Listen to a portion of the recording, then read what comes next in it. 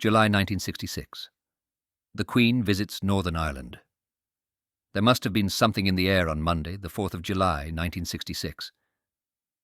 The Beatles visited the Philippines, and after they didn't attend a social engagement hosted by Imelda Marcos, First Lady, they were attacked upon leaving the country and forced to surrender some of their earnings from their 2 shows. On the same day, over 7,000 miles away, the Queen was making an official visit to Northern Ireland, and she too became a target for angry protesters. The Queen and Prince Philip visited Belfast to open a new bridge. There had been a prolonged squabble over the name of the new bridge, with Belfast councillors originally wanting it to be called Carson's Bridge. However, the issue was finally resolved by calling it the Queen Elizabeth II Bridge. It was during this visit that a concrete block was dropped from the top of a building onto the bonnet of the car the Queen was travelling in.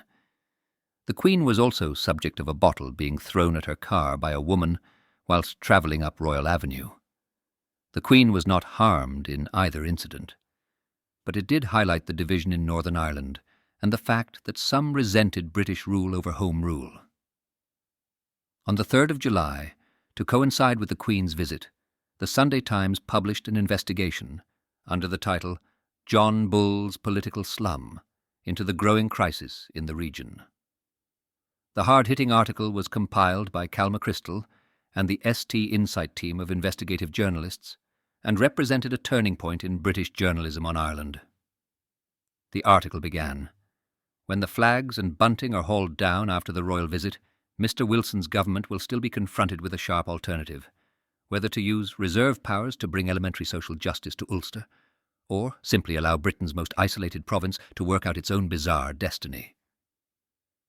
During the 45 years since partition, the latter has often been negligently adopted with what looks like disastrous results. This was a pretty damning opinion on the future of the Troubles in Northern Ireland, and one that raised a lot of eyebrows, bringing the potential for war into focus. Around the same time, the Observer wrote, "Bigotry is a casual, unchallenged reflex here. It is difficult to find any institutions, even individuals. It has not tainted.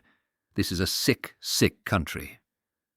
This was a crude indictment of the people of Northern Ireland, but one that many people could relate to, whether they liked the smear or not. Thanks for listening to this episode of Tales of the Troubles. Please make sure you follow the podcast and enable notifications to ensure you never miss an episode. Don't forget to share the podcast with any family or friends who would also enjoy this.